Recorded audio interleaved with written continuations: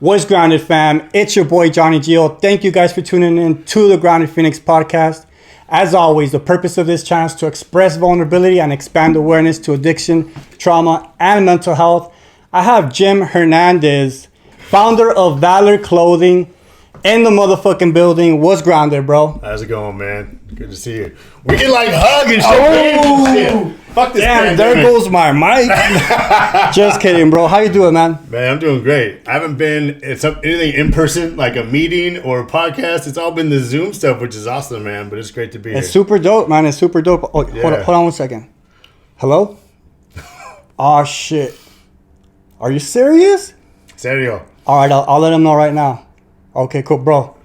LeBron James just called me right now. He saw your Instagram. He saw my post today. He saw that shit. He said he wants you on Space Jam 2. Space Jam 2, bro. Dunk contest. Man, they raised the rim on me. They didn't tell me, bro. No way, bro. That shit looks like at least 8 feet. They raised the rim on me and they didn't tell me. And they forgot to tell me that the more you age, you get shorter.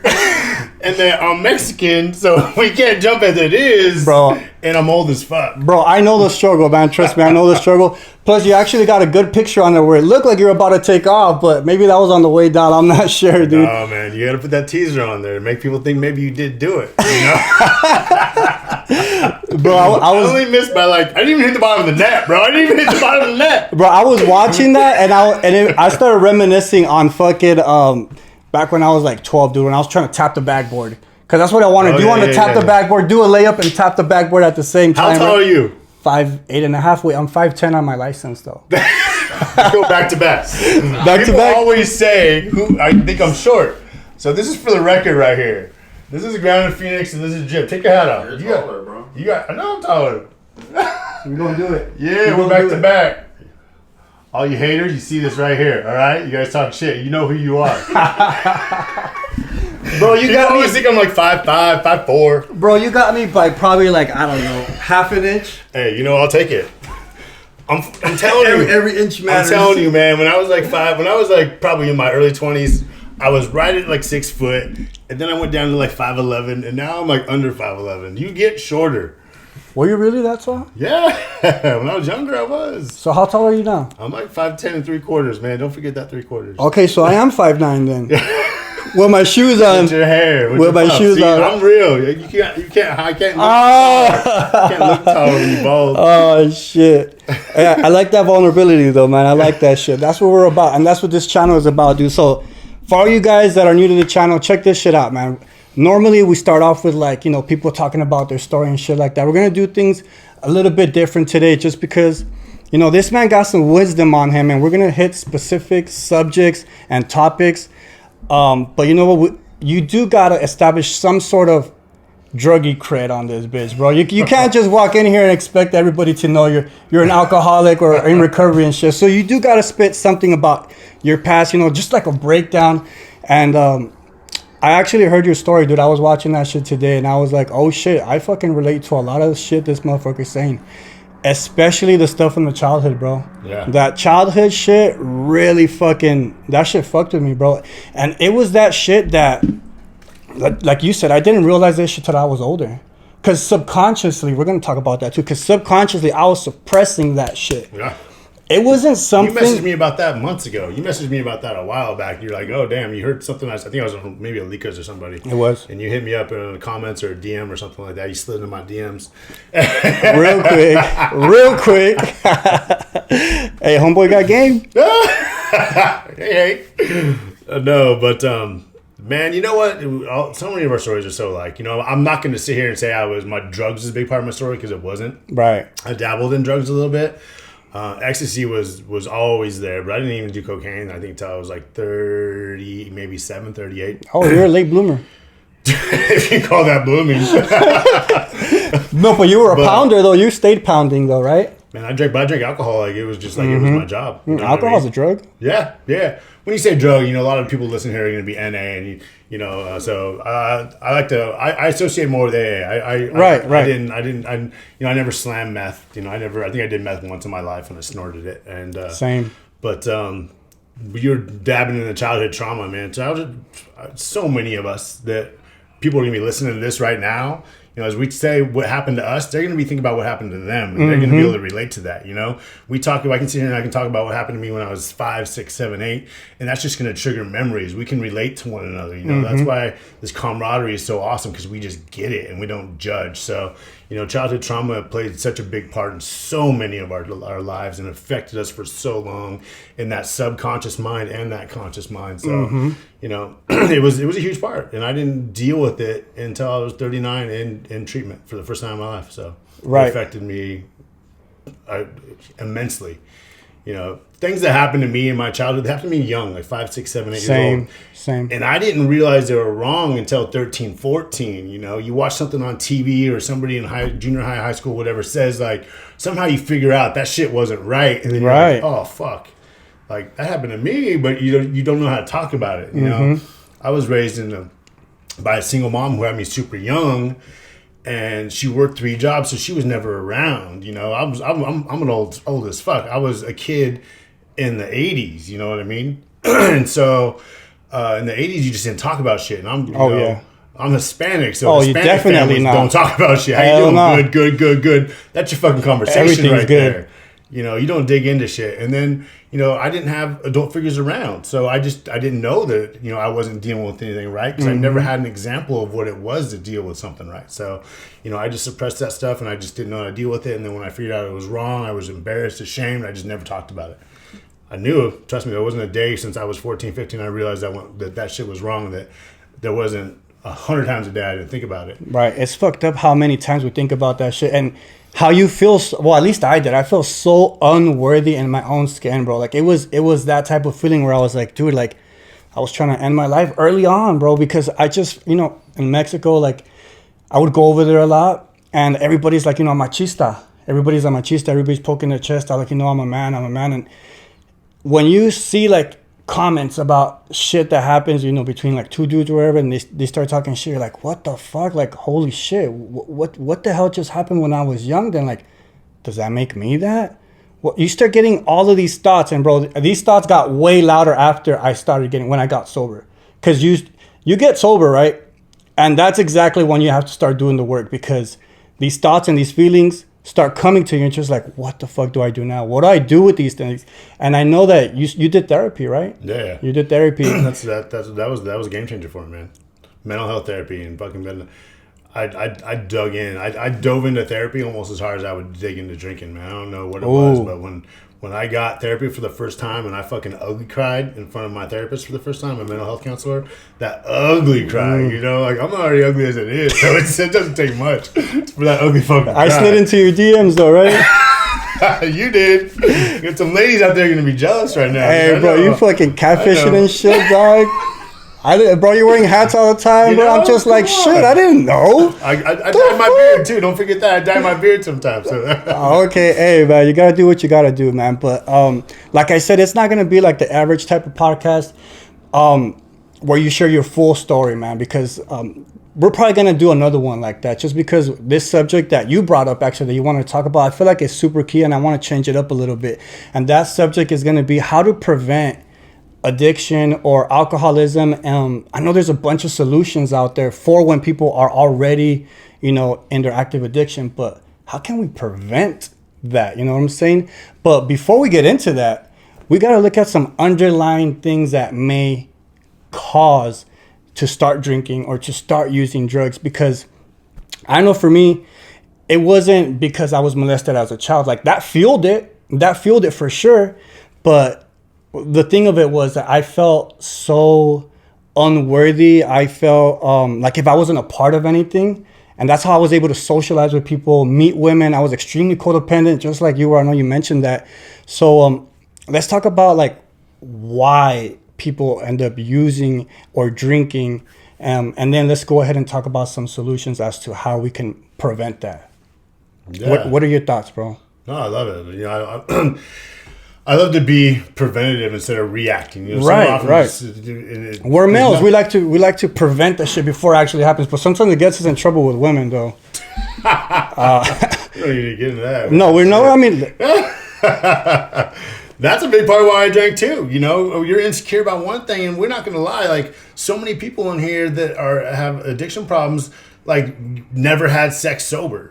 You know, and you're worried about that. And as guys, there's pressure on us to perform whatever the fuck it is. When you're insecure in one area, man, you're gonna be insecure in a bunch of areas. That shit trickles down. That shit just spreads. You know, your insecurities go. And then, you know, the older I got, like all I did was have sex drunk. You know, I was always drunk. And so then it's like you don't even remember what it was like to have sex sober. You know, it's like fuck. But you know, that drinking was a big part. I mean, man, I just you know, as a kid, I was by myself so much of my childhood. My mom worked 3 jobs. As an 8-year-old, I had a paper route, man. And so, you know, this is back, you know, we're digging deep when you're talking about kids having paper routes. Right. But if I wanted to, you know, play youth sports, if I wanted to go to the movies or back then go to Sam Goodyear, the warehouse and get cassette tapes and shit like that, I had to pay for it on my own. You know, my mom had me young. She struggled. God bless her. She worked her ass off. But I didn't have siblings, you know, so I was alone a lot. So I never really learned social skills, you know. I mean, I would go to school and I just never felt like I fit in. And for whatever reason, I was always kind of popular. People would have drawn to me for a reason whatsoever. I don't know why, but I just never felt fit in. I felt just inside. I was just always insecure, and I had like anxiety about things. You know, a lot of my friends, you know, they had 2-parent households and they had siblings, and so, you know, their social skills were developed because they were always around people and talking and stuff like that. That stuff you don't even understand it, but that has such a huge subconscious effect on you, and that sticks with you for a long time, good or bad. Exactly. You know, and just because you didn't have siblings doesn't mean you're gonna fucking be an addict because you're raised by yourself. But for me, I just didn't know how to communicate, and I saw other people that did, and they were so comfortable talking and this and that wasn't me. And so for so long, at such a young age, and even in my teens and high school and whatnot, I didn't have that skill set. I didn't have that, and so but alcohol gave that to me at a young age. Alcohol made me not worry so much. You know, you're so worried about saying the right thing all the time and being cool and what people think of you and they like you. And so, you know, when I was just me, I didn't feel like people liked me. I feel like I wasn't funny or cool or popular, but you know, when you drank, that was gone. Right. So you touched on one word, which is being cool. I was always trying to be that guy, bro. Yeah. No matter, even if I did have a lot of friends, I didn't feel like I was. You know, something about me just wanting more. Like I need more friends. I need more people to like validate who I am and shit. And honestly, bro, that explains a lot of my tattoos early on. Getting tatted, it wasn't because I love tattoos, dog. It was because I put this facade of like who I wanted to be. I wanted people to be afraid of me. I wanted to have a particular image of me. Like now I love them. You know, I'm probably addicted to tattoos now because they feel so good. It's like my therapy. I'm just like, yes. You know, 0, none, clean, not one. Clean tattoo as fuck. Like, I mean, I can't explain that, man. That's a whole different story. I wanted tattoos my whole life, and I've been blacked out in tattoo parlors. I know Mexican moms do not like them, bro. I had to tell my mom, like, my first tattoo, it was my mom's name because that was the only way I was gonna get away with it. Even though I did it, that was like me justifying, like, but it's your name, and you know, that like basically started the whole trip and everything. But yeah, like I said, being cool. So nowadays, I feel like drugs, alcohol, it's promoted highly, bro. Like it's the cool thing, and it's not just like, you know, weed and shit. It's you're talking about promethazine with codeine. You're talking about pills and shit like that. And I really think that if we're trying to prevent addiction, we gotta hit the youth. Oh, yeah. Like it has to start with the youth, man. Off the top of the dome, bro. Is there a way we can reach the youth, and you know, trying to make being sober cool or being clean or like trying not to abuse it, even though it's tough? Because I think we're almost born with this shit. If you're an addict and addictive personality, you touch a drug or alcohol, more than likely you're going to be hooked on it. Our brains are wired differently, genetically. You know, it's hereditary. Did I pronounce that shit right? Hereditary? Hereditary, you did. You know? Fucking Spanglish over here and shit. Right? Are you Mexican? You look, I mean, come on. Bro, Háblame en español. Un poquito. Oh, I was listening to the story about Armenian or something. No, bro, I go to Glendale and they're fucking like, harsh. I'm just like, nah, bro, hablo español. Oh, sorry. And then, bro, I work at a grocery store. People know what I'm talking about. People know what I'm talking about. Of course, yeah, I get that a lot, bro. I used to hate it. I used to hate that shit. I don't know why I embrace that shit because those Armenian chicks, dog. God, no Kardashian fever. But bro, I'm like at a Hispanic grocery store, right? And I see them struggling trying to find something. Like, oh, le puedo ayudar en algo? And they look at me like, what the fuck? What the fuck? ¿Hablas español? Sí. Oh shit, they look like they seen a ghost and shit, bro. Yeah. I'm just like, Sí, hablo español. But yeah, bro, I'm Mexican. I know I got that Habibi look and shit, but I embrace it now, man. I embrace that shit.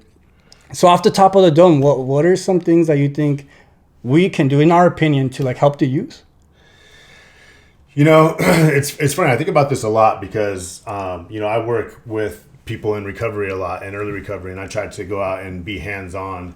And I have incorporated youth into, you know, when I go into Skid Row or when I go into, you know, outreach programs where I'm feeding the homeless and stuff, I have brought youth with me because, you know, for multiple different reasons. We can touch that in a while.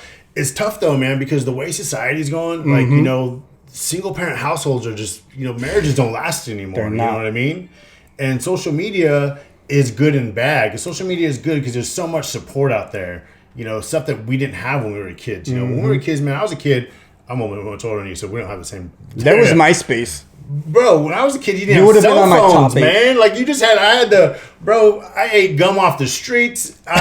We had the phone in the kitchen on the wall, and if you wanted in your bedroom, you better had a long-ass cord, you know. You're talking to a chick, and your mom picks up the other phone, like, hey, call the telephone. And you're like, Mom. So technology is twofold. You know, technology is necessary because the way the world's going, but it also makes communication and real life activity, like, people isolate more, and they are just social skills are a lost cause. It's people don't have social skills like face-to-face interaction anymore.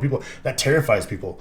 So getting to the youth, like, you always have to be able to pivot and try to anticipate like what you need to do, because what you need to do right now is going to be completely different in 4 or 5 years down the road. You know what I mean? Yes. But right now, like, what I want to do, for example, with the mental health aspect, is where I'm starting with my business, Valor Fitness Clothing. It's Valor Fitness Clothing, by the way, not Valor Clothing like fitness. Valor Clothing. Bro, I was gonna edit that out, homie. Shit, why you gotta put me on the spot like that, dog? But you know, I really want to incorporate getting kids the age of like 12 to 13 and come with me to Skid Row, feed the homeless. I already have it set up. Before COVID, we were ready to go, man. My buddy who has a catering business. We're going to take a food truck down there to get the youth down there. I had counselors ready to come on board and bring the kids down there, feed the homeless for a couple hours, and then go have lunch, sit back and talk with the kids. Like, hey, you know, let's talk about how do you feel about what you just saw and the people you engage with? Like, talk to us about that. And then they can share their feelings, and we can hopefully touch base with that. But then I can share with them and the counselors, like, hey, you know, when I was 5, 6, 7 years old, like, shit happened to me that should never happen to somebody, but it did, and it still does. It became a really big issue when I got to a certain age and I realized that shit was wrong and I didn't deal with it properly. Right. Me not dealing with it properly festered and had a huge part to do with my addiction, and then me losing everything and becoming homeless. Like, I was homeless, you know, so me becoming homeless like this. So a way that I could have prevented that, and what we want to make known to the children is, shit happens and it sucks, but when you realize it happens, you need to talk about it. You need to, you know, get into that, and you need to, and it's tough because, you know, 13, 14-year-olds, they think they know everything. Yeah, you know what I mean? I know exactly. I still kind of think sometimes I know everything, you know what I'm saying?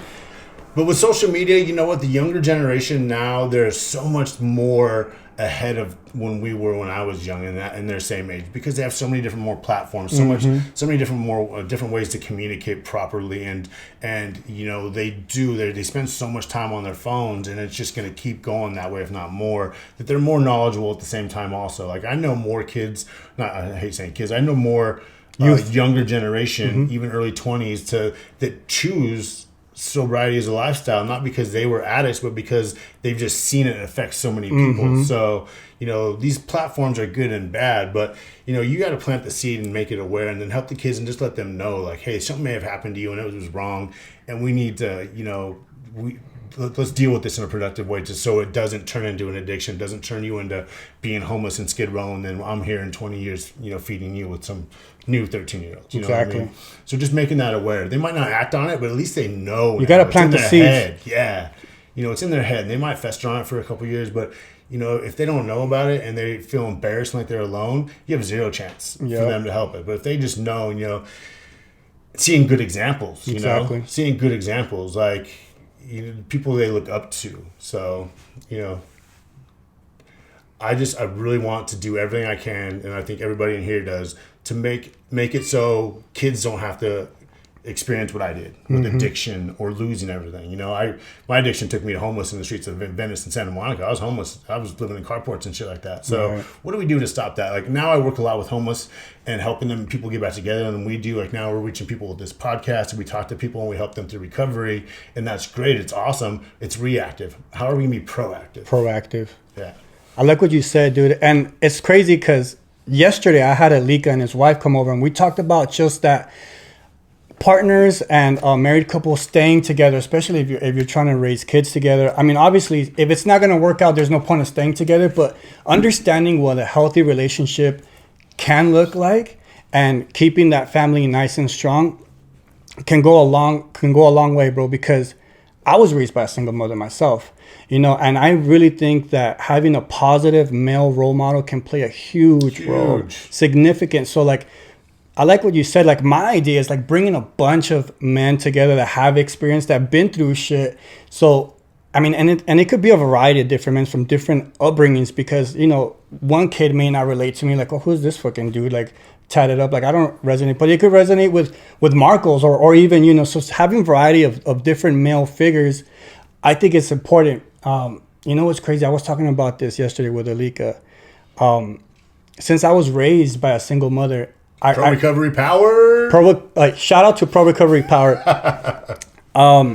Like I was saying, dude, I was raised by a single mother, and when I got into my first real relationship, I was like, okay, the woman's gonna lead because that's all I knew. It wasn't like, okay, bro, you gotta take the lead. You gotta, you know, be head of household. And I was just like, fuck it, I'm just gonna do whatever I can and have her lead because I didn't know what a strong male role model leader looked like. Yeah. And, you know, now I have somewhat of an idea what it is. And that's why I like chopping it up with people like you because you may call yourself old, but I think that you're wise, bro. And you have experience. You have experience, dog. And to me, that's invaluable, bro, because, you know, before I used to just fucking, if I saw you, I'd be like, what the fuck? Like, I don't give a rat's ass. But now I realize how important it is to have an open mind. And when those seeds get planted, bro, and even if there's just a little bit of drops of water, you know, slowly but surely it's gonna grow, man. So I think that's pretty good what we talked about when it comes to like ways to prevent. I want to talk about the subconscious and conscious mind, bro, because I know you bring that shit up a lot, and it's so empowering. And once I understood the subconscious and conscious mind, so this is what I understand from it, you know, just because I don't claim to know it all and shit like that. But what I know is that the conscious mind, it runs about 10% to 5% of the time, where the subconscious mind is pretty much 90 to 95% of the time. And the subconscious mind accepts all information, whether it's good or bad. And that shit, it stays with you like from early on in age. So like 3 years old, 4 years old, all this stuff that you've been programmed, it fucking takes you places, bro. And you're not even aware of it unless you put that conscious mind to work. You're consciously like, what am I listening to right now? It could be the music. It could be the people that you hang around with. It's the energy. As you know, when you come over here, bro, the vibes are right, bro. The vibes are right. Everybody's chilling. Everybody's happy. Your energy when you came in, I was like, man, I fuck with this guy. Making it rain with fucking Valley clothes and I just Valor clothing. You know what I'm saying? But I think that's just dope, bro. So what's your opinion on the subconscious and conscious mind? And like, am I right? Like, do I understand what the conscious and subconscious mind is? Definitely not a doctor. I'm definitely not smart. I just have experience, man. And like you dabbed it in a second when you were talking about, you know, how you entered into relationships because of what you saw with your mom. Man. Like that's it. So often we, you know, it's so true. So often people say like, hey, you become so much like your parents because you saw them every fucking day for 12, 15, 16, 17, 18 years. So you're doomed. Like, you know, with me, it's like I fucking hated my dad. My dad was never around when he was a fucking asshole. He was drunk. He would just ditch me places. It was never a good experience. And I always resented him. And my dad was always late. He would just wouldn't show up. You know, he abandoned me. And so I always, as growing up, 12, 13, 14, was like, I'm never going to be like him. I'm never going to be like him. I ended up being exactly fucking like him. You know what I mean? And my conscious mind said, I'm never going to be like him. I'm never going to be like him. I'm never going to be like him. But my subconscious mind, the only example I ever had was bad examples. Whether it's the guys that came into my mom's life and treated her like shit and fucking just dissed her. You know, my mom had meant over so much, because I know my mom wanted me to have that positive, you touched base on it, that positive male role model in my life, because she knew I wanted it so bad. Right. So my mom, my mom was young. My mom had me at 15, man. She's trying to, live her life and, have fun herself and figure shit out as she's going. Right. My mom did all she could. Like, I don't blame my problems. I don't blame my problems on anybody but myself. Right. But, subconsciously, these men coming in and coming out, like, I didn't have a relationship. I didn't have a chance with any of my relationships until I got mental health and I got counseling to address these issues. Like, I've been in, before I got sober, I was in 3 5-year relationships, and not one of them probably should have lasted over 2 or 3 months. Same, but you talk about codependency. Yeah, man. Yep. You talk about codependency and insecurities. What I would do, and I hate to admit it, but I do, is I would see a weakness in somebody, and I would, all 3 of my girlfriends, they were amazing women in their own rights, but they were insecure to an extent, and man, I leashed onto that, and I grabbed it, and I just fucking reeled that thing in, and I learned how to play the chords to that shit. Yep. And man, I was codependent, so having somebody around made me feel better about myself. Like, hey, this person's around, like, I can't be that bad when, so. But none of those relationships had a chance until I loved myself, and I talked to somebody about all these things that had happened to me, and I got past them. So your subconscious mind, like, things you don't even know, like, you just, man. Even on the body, it manifests on the fucking body, bro. Funny story, Doug, and I mentioned it to you. So early on, bro, I used to be fucking jacking off, right? At an early age. And I would go to the restroom, fucking bang, bang, real quick. And that shit manifested in my body. How? That restroom? No, I just went to that bathroom. Bro. I just went to that bathroom. My bad. But look, check it out, dude. So when I had a relationship and when I was intimate, guess what happened? That's exactly what happened, bro. Because it was just straight programmed, and it manifested on my physical body. You have to adapt and change, and what I like to call practice the way you want to perform now. So just a quick tip to everybody that's kind of suffering from a premature ejaculation. Don't blow sneak your that right away. Well, stop. Right before you're done. Pump, stop. Saying it. And then give it a second and go back. You know what I'm saying? Hey, we give sex tips here too, man. Don't fucking get it twisted, man. Don't get it twisted. It's not about just getting it out of the way. You're training your You're training your other head. You're training your other head. But I'm back to the conscious and subconscious mind, bro. Now that we got an understanding of it, are we completely doomed and fucked, or is there a way to reprogram that? And what tools have helped you kind of do that? Because clearly it has. I mean, in my eyes, I think you're pretty successful. You're solid in terms of your sobriety. So what are some tools that have helped you reprogram the subconscious mind, or tools to help you with the subconscious? One thing that I'm just going off of, I appreciate your compliments. I'm dick riding over here. Man, I'm trying to figure it out still, bro. I'm just trying to figure out what works for me. That's the beauty of it too. And I try not to ever act in the moment nowadays. Never. I never react right away. I always step back and I try to analyze things in my head, figure out, okay, just assess things and consciously think about things. If we just react right away, I'm going to punch somebody, I'm going to stab, I'm going to bolt, I'm going to do this, I'm going to do that. I'm going to tell you what you can do, how you can go there, and what you can do with it, and exactly what I think about you. And so I have to now, take things back and just relax. And pause. And so, yeah, I can never just react. I have to step back and I have to process stuff now. And I do that. And sometimes, some of my biggest successes are things I didn't say and things I didn't do. Because if I just go how I want to go, man, it's not going to be good. For me, sometimes like something will happen with a friend or a family member, and then they just won't hear from me for a couple of days because I just sit back and I process it. I want to try to be an adult now and not just fly off the handle, but man, I just having a clear mind. When you rack up days, when you first get sober, your head's going a million miles an hour. Right. You're trying to convince everybody you're so good and you're so right and you got all this shit figured out. You Bro. can smell a newbie from a mile away. Yep. And God bless them because they're exactly where they need to be. But man, they're going a million miles an hour. They're trying to tell you that they're doing this and they're doing that and they're doing this. And okay, they're exactly where they need to be. When I talk, to people about sobriety, one thing I often say is your chips that you get they say 30 days, 90 days, 1 year for a reason. They don't say you did 90 meetings in 90 days. They don't say you read the big book. They don't say you did your 12 steps. They don't say this. Because you physically, your body and your mind needs those 30, 60, 90 days to heal. You know what I mean? You might be able to learn how to read faster than I can. You might learn a foreign language faster than I can, but you cannot learn 90 days sober faster than me because you have to physically do those 90 days because your body and your mind needs that time to heal. So the more time you get, the more things slow down. You know, when good athletes, you know, professional quarterbacks, you talk to them and they say, you know, I got, you know, as I had more experience, you know, the game would slow down in front of me.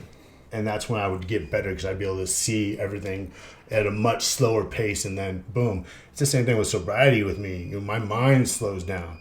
I can see things and assess things and not just act like an idiot or just, you know, out of nervousness or anxiety or something like that. Or I gotta sit back and just be at peace with yourself. Right. You know, and just, I think at 44 years old, I'm maturing for the first time in my fucking life.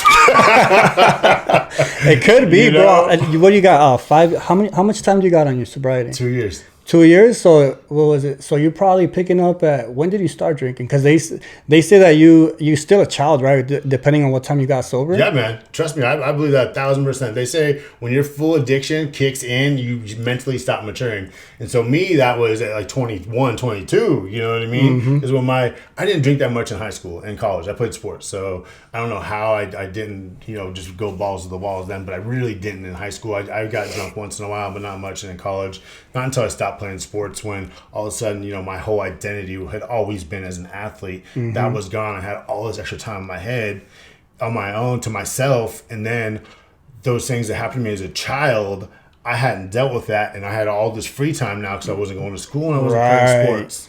So now I had all this fucking free time. And what I do, you think and you're in your head. So then to get out of my head, I drank. So 23, 24 is when my full active addiction kicked in. And I started the recovery game in 2016. I got to like a year relapse, played the relapse game for a couple of years. And now I just celebrated 2 full years. So mature-wise, I'm still 25, 26, man. Hey, man. Well, congratulations on your sobriety, bro. You're doing big things for being 25, 26 right now, honestly. And we're gonna touch on all the plans that you have, dude. But I want to talk about. So I made a video, right? I made a YouTube video. Somebody said, you know what? Like, how do you stay motivated? And I was like, fuck, man, motivation. I probably get it like off of YouTube videos and motivational videos and shit like that. But I felt like I wasn't giving. That word. Look, I'm gonna go there. I'm like, I feel like I don't want to give that answer because motivation is not really what helps me. I was like, you know what it is? It's drive. Like, find something that drives you. The motivation is gonna help that drive, and it's more like a mindset, really, for me, in my opinion. So I said, you know what? Find something or create a vision board that you can see that things that drive you in life. Maybe like your why. You know, to somebody it could be their kids. To somebody it could be like, fuck this person. When I was working at Super A at the age of fucking 16, my first job, and he said, this is all you're ever gonna fucking be. True story. Super 8? Super A Foods Market. Okay, yeah. Yeah, first job. The guy was like, I said paper or plastic. He didn't say, so I just put his shit in plastic. And he's like, I want paper. And I was like, fuck you, dude. Because I asked him, and he was being a dick about it. You know, I could have probably handled that a better way, but he told me that shit, and ever since I still think about it, I'm like, fuck you, guy, watch. You know what I'm saying? So, but anyways. Anyways. You let that go, man. You need to let that go. Release that. I'm like, bro, I'm gonna have to pay you after this shit. So I'm saying like drive. You know what I'm saying? Instead of like motivation. What's your take on that? Motivation's cute. It's cute. You know, I say this a lot, man. Motivation's a fucking feeling. It's a feeling. It goes away. It goes away. It goes away as fast as it comes, you know? Somebody might watch this right now and they're going to feel pumped up and motivated like, fuck yeah, and then 10 seconds later, gone. You know? Squirrel! You know, you're fucking off to something else. You know what I mean? Grounded fucking action. Fucking Dory. No, but in all realness, man, like, grounded action is what gets shit done. Motivation's a feeling. It's fun. It's cute. It's pretty. Bye. Get the fuck later. Done, you know? I like that. It doesn't get shit done. Habits and grounded action are what gets shit done. Mm-hmm. You know, for too much of our life, we did a lot. We talked a lot, man. Talked a lot of shit. Talked a lot. Not even shit, but just dreams, hopes, things I could be, what I could do. Mm-hmm. And none of that shit until you fucking put foot to pavement, you shut the fuck up and you start doing, you know, that's when grounded action gets shit done. Motivation is a feeling that goes away. I love it. It's a great feeling. We all love it. Who doesn't? It goes away. You gotta fucking change your habits, who you are. Right. And that takes practice. That takes, you know, repetition, man. Just like repetition. What is it? The Habits of 2090 rule, something like that. Is it a book? No, they say. I'm about to look that shit up. Oh, I think LeBron James still calling me. No, if you do something on 21 days in a row, you build a habit, and then by whatever 2090, it's a rule. But yeah, man, grounded action gets shit done, and you know, just you know, they say don't change one thing, change everything. It's fucking true, big time. And your conscious mind again, you know, you can't, if you want to change one thing, you know, for me, for instance, like one huge thing I learned when I first got sober, like one of my counselors in the rehab I was at was like, you know, when you're telling a story, we tend to like exaggerate stories for whatever fucking reason, you know. I can tell you, like, say I sold. You know, I had 10 orders yesterday for Valor. I'd be like, oh yeah, man, I had 25 orders yesterday, but for no fucking reason. Why? I'm just like, you're not more impressed, but like, so before you say something and you're about to exaggerate or glorify it, just be honest about it. And then, you know, you have to, I still do that. I still have to, if I'm going to say something, I might just, whatever reason, like, you know, in our active addiction, we're lying motherfuckers, dude. We lie about everything. Like, this is, oh, you have a cute pink shirt, motherfucker, it's camo. Like, no, but you're trying. You lie about everything, man. And so it's like living in your conscious mind and training yourself. Okay, integrity, you know, boom, and doing the right thing, you know, doing the right thing. You just really have to grounded action and change everything and just, you know. Being aware of your thoughts, bro. That's one thing I've learned. Just being aware of your thoughts and like, why am I thinking this? So like, you actually do have the power to change your train of thought, man. And it's crazy how powerful that shit works. Because going back to, you know, taking grounded action, bro. Fuck, dude. When I first started making YouTube videos, dog, I was like this, scared as fuck. In front of the camera, just like, hey, my name is Johnny. Like, it was just so whack. You know, I still got a lot of work to do. Don't get it twisted. I still got a lot of work to do. But I took the action, and slowly but surely I started getting better. I started getting more comfortable. I started being more genuine. You know, you did it. You did a YouTube channel. You know, following through with your word is being impeccable with your word, ones, man, and commitments. Like, if you say you're gonna do something, do it. You know, because before we'd say we're gonna do something, we would never do it. Right. So we're talking about grounded action. You gotta change. Like, you gotta, if you gotta be a person of your word. You can say you're gonna do something, you can do it. Right. You don't say no. You know, for me, when somebody asks me to do something, and my first internal reaction is, nah, man, I don't want to. I make myself do it. Yep. Because, you know, I want to change my habits. I want to change everything. You know, I want to be somebody that's a doer, not a talker. So the fact that you even did a YouTube channel, you know, bro, this shit was scary, tough, all that shit. And that's another thing, bro. Fears. You know what I'm saying? Like, fears, the shit that we're most scared of is, I think those are the things that we fucking have to do. You know what I'm saying? Because I think that's the devil, bro. Fear. People think like fucking the devil is like some dude with a tail and horns and shit. It's those negative feelings like fear, fucking, you know, maybe jealousy and envy and shit like that. Dude, to me, like, if I'm feeling that type of way, I'm just like, not today, Satan. Not today. You know what I'm saying? So, yeah, bro, the fucking subconscious mind, the conscious mind, drive, motivation. Great talk, bro. Before I let you go, man, I want to talk about something else. I know you're a businessman. I'm trying to be. I look at you as a businessman, bro. So what are your future plans? I know you touched up on it a little bit. Where do you want to go with Valor? What do you want to go with Valor Clothing in terms of like helping and giving back to people? Well, right now I'm in the process of starting a nonprofit out of it. And the nonprofit is going to be two things. It's going to be twofold. And so it's really going to be a part of helping with the kids. You know, I really, really want to, once COVID's gone, and I've done it now a couple of times, but I just don't feel comfortable with COVID as a respect factor to them and being socially conscious of, wanting to, I don't want to give any little kid COVID and have him be out in the wrong place because the homeless community is where it's the most rampant, especially in LA.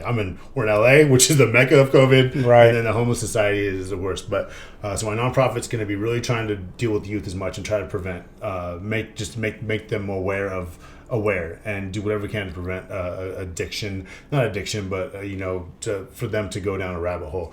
And my second thing is a sober active thing. It's going to be a sober active where I'm going to go into, I already have established roots in lots of transitional rehab facilities and sober livings. Nice. I want to go get guys that are coming out of prison and they go to a sober living or transitional facility, or guys that are, trying to get sober, I want to get them there. And then the community is going to go, we're going to do like maybe a CrossFit for an hour at this spot. We're maybe going to go for a hike. We're maybe going to run from the basketball courts in Venice to Santa Monica Pier and come back. But guys, as they're in this community, while they're in the rehab and sober living, already trying, and girls, not just guys, trying to do the right thing, get them involved in a community that is doing the right thing so they can feel part of something. They can, physical fitness for me, why I started my clothing line is because it's so important. It's where I got my self-esteem, my self-worth, my dignity back. Same. It was a huge part of it. Obviously, working the program, doing the steps, getting a sponsor, and talking about my mental health is huge, but physical fitness was part of that also. So with the sober active community, I want to go get these people that are trying to do the right thing and get them involved in the community, because one of the biggest places where people slip coming out of prison or coming out of jail or coming out of rehab facilities is when they have to go back to their old neighborhoods and their old stomping grounds. It's the environment. With no help, because you're doomed, man. If you come out of prison, bro, and you have to go straight back to that, your old neighborhood and chill on the porch with your homies or your cousins or, your theos and shit like that, where they're just slamming, gangbanging and doing drugs and drinking, dude, your chance of success is slim to none. Right. But if you can get in and get attached to a group and, feel part of it, then your chances of success are much better. Way higher. Part of a community, part of a camaraderie, get that going. So give them, a safe haven. And so once they do have to, leave the sober living or the rehab facility and go back, they'll have so many more people they'll know. They'll have a better chance to go to a different spot as opposed to back to their old neighborhood, or they'll have a way to go someplace where they can go and stay connected. Right. Meetings are going to be available, but when you're part of a group, that's one of the big things. CrossFit, you're part of. You have that connection with those people, and you guys feel that bond together. So if you can get part of a bond and feel like you're part of something, you're much more likely to be successful in your recovery and your sobriety. So it's going to be really working with them and doing stuff like that, and then build entrepreneurships, help get them jobs, help get them apartments on their own, help, get their mindset to not only should you get a job, but let's be a business owner, man. Oof. Let's go own something. Let's go start something. Your mindset. We're fucking capable of amazing fucking big things. Time, bro. I agree. We're capable of amazing things. And you know what? One of the biggest things for me and for you is when somebody when somebody shows you support and they have faith in you and they believe in you when sometimes you don't believe in yourself, because I didn't believe in myself for a long time, and then I got support and help and people believed in me that I didn't know and that I shouldn't have, but they did, and that made me feel good. Right. That made me feel, hate the word, motivated. Love the word. But you used it to your advantage, because it could be used. Like there's certain times where if you use that motivation, that feeling exactly when you need to, it can be super key to get you to find that drive. It can. But I want people to just not want. Get that great job. I want you to own that fucking business. Own that motherfucker. Change that mindset.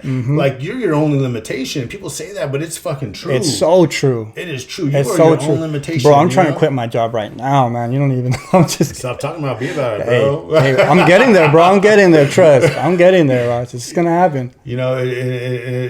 But what it is, it's thinking in a way you've never thought before. You know what I mean? The thinking you had before got you to where you were. So what are we going to do? You need to change your thinking. You need to change your mindset. You need to change who you hang out with. You know what I mean? Right. You need to, if you want to be something, you go and you hang out with those kind of people, And so it's just people, addiction has destroyed us. Right. Our mind, our bodies physically, and our self-esteem. So we got to get it back, and then you just forget about yourself, and you just hang out with fucking winners, man. You're gonna be a winner. Yep. You know what I mean? You hang out with people with an entrepreneur mindset. You hang out with people that want to help others. It's gonna rub off on you. Yep. And that's just exciting. So it's all in the mind, bro. Like they could go back to the hood, but if they feel like they're a part of something, it doesn't even matter where you fucking go anymore, because this is where you're at, and you change that mindset already. You could fucking, go to the fucking slums, and your mindset is good. So you're gonna fucking thrive.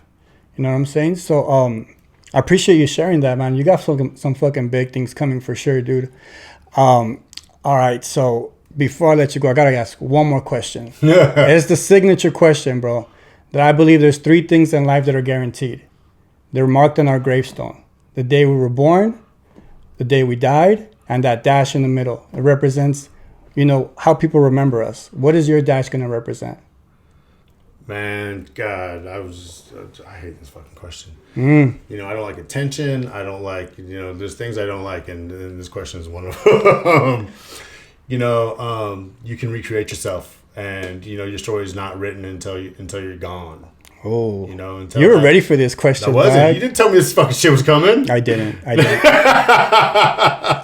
But you know, the phoenix, you know, the phoenix is such a strong symbol of all of us in recovery. You know, fucking rise from your ashes, and so you can recreate yourself anytime. You're your own limitation, and I just wanted to, you know, I want to help as many people as I possibly can, and I genuinely do. And honestly, I don't care what my legacy is. I don't care what that dish is, as long as, I mean, obviously, I want to do the right thing, right? And I want people to know that, you know, you may have done something shitty, you know, you may have done something horrible, and for 20, 30, 40 years of your life, but your story's not over yet until you decide your story's over, until that fucking dash is now a number. So until that dash is done and that number's there, you're in charge of it. Well fucking said, bro. Yeah. Well said. Yeah, so you gotta tell me when you're gonna do shit like this, man. You can't just bomb that on me. Bro, you say you like to be surprised and shit. Hey, but thank you, man. I wanted to go jumping you. over a cake or something. That kind of surprise. Hey, know? Good times, bro, man. I'll be happy to have you again, man, whenever you're fucking ready, dude. Yeah, I appreciate it, man. Yeah. Boy!